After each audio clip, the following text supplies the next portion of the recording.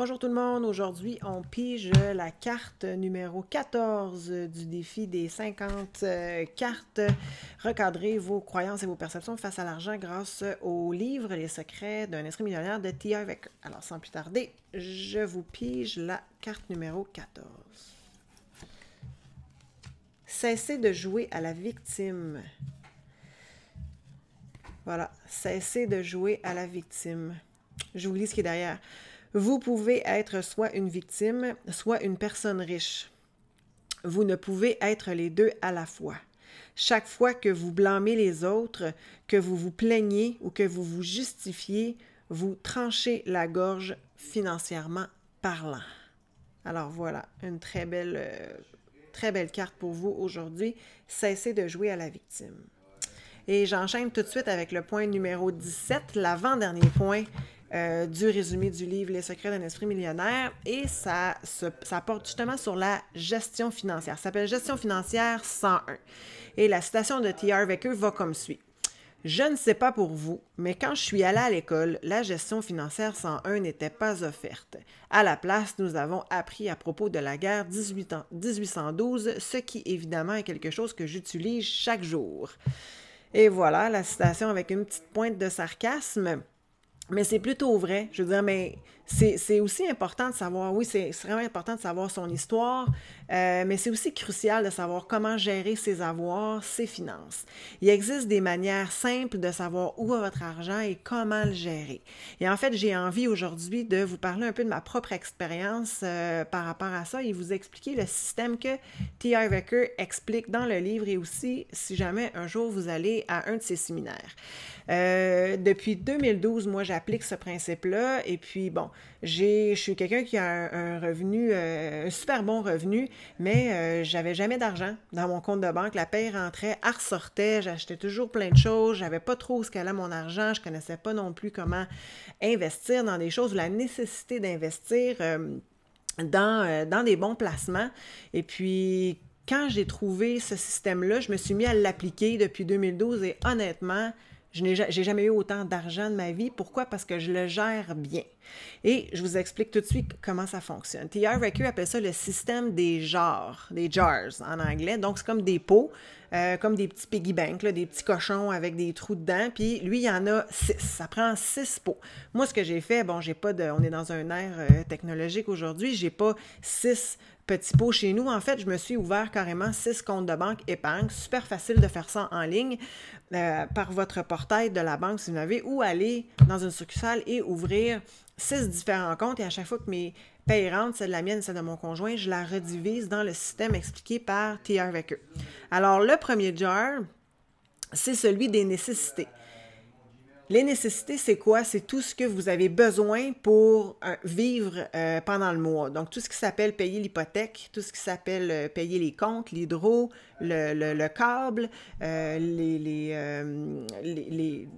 les vêtements dont vous avez besoin. Ça peut être la garderie des enfants, ça peut être votre pension, les assurances de maison, les assurances personnelles. Tout ça, c'est des choses qui sont nécessaires. La nourriture, c'est nécessaire. L'essence, c'est nécessaire. La voiture, ça, c'est tous des comptes qui sont... il y en a tous les mois et c'est tout le temps le même montant. Alors, le premier, c'est nécessité. Je vous énumère les 6 en premier et ensuite, je vais les expliquer. Donc, nécessité. Le deuxième s'appelle le play jar. En anglais, c'est le pot dans lequel vous mettez de l'argent pour vous amuser, pour vous gâter. Le troisième pot, c'est éducation. Super important de toujours mettre de l'argent de côté pour continuer à vous éduquer. Aller prendre des cours, aller suivre des séminaires, faire des formations, des certificats, peu importe. Alors, troisième jar, éducation. Le quatrième s'appelle, en anglais, il appelle ça le LTSS, donc Long Term Saving Spending, donc les dépenses à long terme. Ça, c'est de l'argent qu'on met dans ce compte-là pour des achats éventuels qui sont plutôt nécessaires, mais plutôt gros. Exemple, une nouvelle télévision écran plat, on veut faire un voyage, une croisière, un voyage dans le sud, on veut éventuellement acheter une nouvelle voiture, on veut acheter une maison, mettre un cash down sur une maison. Ça, c'est le jar LTSS. Le cinquième pot, c'est give, donner. Alors, on réserve un petit montant de notre salaire pour donner à des organismes de charité, des fondations. Ça peut être aussi des cadeaux qu'on fait à des amis, aux entourages. Donc, on réserve une petite portion pour ça. Ensuite, le 6e, ça s'appelle le FFA. FFA pour Financial Freedom Account. Donc, votre compte qui va vous aider à devenir financièrement indépendant.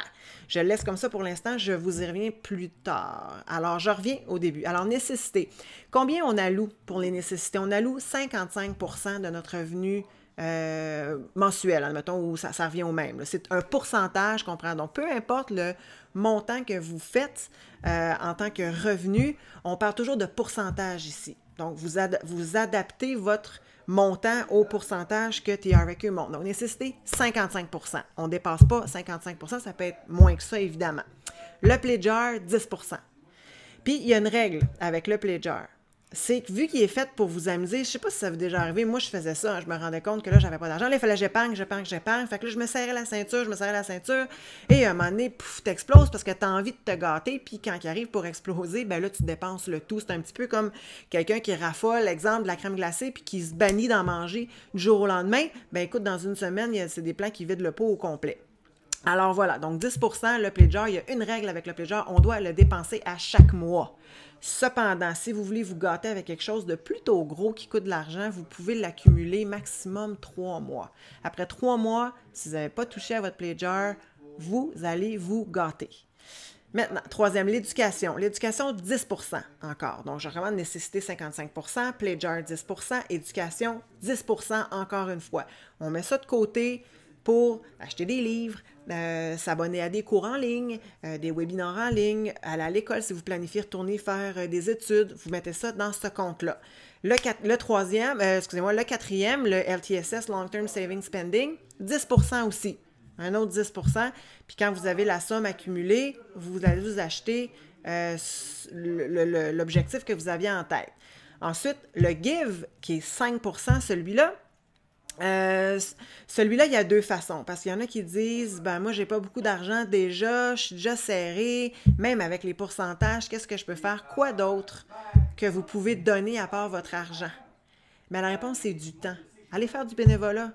Impliquez-vous dans votre communauté. Une cause qui vous tient à cœur ou décidez d'aller marcher pour une cause ou de faire un marathon. Ou moi, par exemple, il y a 2 ans, j'ai fait le challenge se raser la tête pour le camp.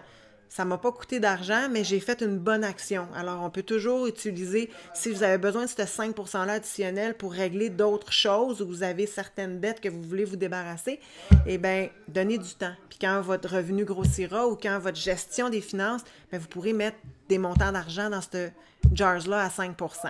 Et la dernière, la 6e, qui est le Financial Freedom Account, votre compte pour devenir éventuellement indépendant financièrement, 10% encore. Donc, on a 55, 10, 10, 10, 5 et 10 pour un total de 100% de votre revenu. Et celui-là, là, le FFA, vous mettez 10% à chaque fois que votre revenu manque, vous mettez 10%. Moi, je le fais. La paie rentre, le 15, le 30 et je divise tout de suite dans mes 6 comptes de banque que je vois à l'écran à l'Internet. Et puis, le FFA, on n'y touche jamais. OK? Vous allez dire, ben pourquoi est-ce que je mets de l'argent là-dedans? Pourquoi? Parce que c'est l'argent qui va aller là-dedans. Oui, éventuellement, vous allez faire des choses avec, mais c'est pas pour vous payer une maison ou pour vous payer des vêtements ou vous payer du bon temps, c'est pour investir. Donc, si je prends dans ce compte-là, c'est pour investir, pour ce que je fais me redonne des intérêts que je vais remettre. Donc, ce compte-là va toujours grossir. Il faut le voir comme, lui, il appelle ça le golden goose, une espèce d'oie d'or là, qui pond des œufs d'or. Bien, votre FFA, votre compte FFA, c'est votre grosse poule qui grossit sans cesse et elle fait des œufs. Et elle fait donc, puis chaque œuf, c'est un investissement qui va rapporter. Et celle-là va toujours grossir. Il ne faut pas aller, dans le fond, tuer votre poule aux œufs d'or si vous l'attaquez elle directement puis que vous prenez l'argent qu'il y a dedans pour acheter d'autres choses que pour faire des investissements. C'est comme si vous mettiez à mort votre poule aux œufs d'or. Si vous tuez votre poule aux œufs d'or, il n'y aura plus d'œufs d'or qui va sortir. Alors, c'est ça le système. Je vous mets en même temps un lien en dessous sur millionaireminds.com, qui est le site internet de Peak Potential. C'est en anglais, mais c'est un teleclass, c'est un enregistrement que vous pouvez écouter aussi qui vous parle de ce même système-là. Je l'ai appliqué, ça fonctionne. Et puis, je reviens aussi sur le compte nécessité, 55%. Prenez le temps et calculez combien de pourcentage vos nécessités prennent sur votre salaire. Si c'est plus que 50 %, là, vous avez deux choix. Soit que vous trouvez une façon d'augmenter vos revenus pour que ça fasse 55 %, pas nécessairement tout le temps facile, dépendamment des contextes. Une alternative un peu plus simple, simplifiez vos dépenses. Ça va prendre de l'effort, mais est-ce que vous avez besoin d'avoir votre Vidéotron Super HD avec 2000 chaînes quand vous n'écoutez peut-être seulement 10? Est-ce que vous avez besoin de votre forfait cellulaire 6 GB de data quand vous n'utilisez seulement 1 GB? Faites l'effort de rationaliser ce que vous avez besoin. Magasinez vos assurances.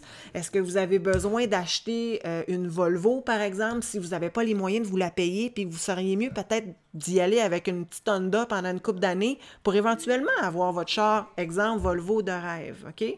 Important de simplifier. Si vous dépassez le 55 %, simplifiez. Si vous écoutez cette capsule-là, puis vous me dites, Marie-Noëlle, pour l'instant, c'est impossible pour moi de faire ça, prenez un petit montant par mois et faites l'exercice de faire 55, 10, 10, 10, 5, 10. Faites-le parce que c'est le comportement qui est important. Ancrez le comportement chez vous. Si vous devez commencer avec $1 à la limite, faites-le. Puis avec le 10 cents, bien, allez vous gâter.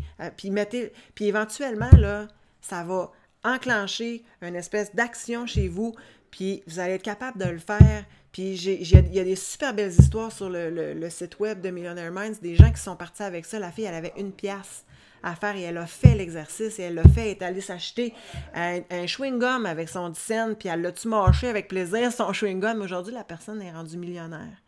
Pourquoi? Parce qu'elle a engrangé l'espèce de gestion financière 101. Elle a réussi à un moment donné à se construire un FFE, un Financial Freedom Account. Elle a pu investir et puis éventuellement, son revenu a grossi.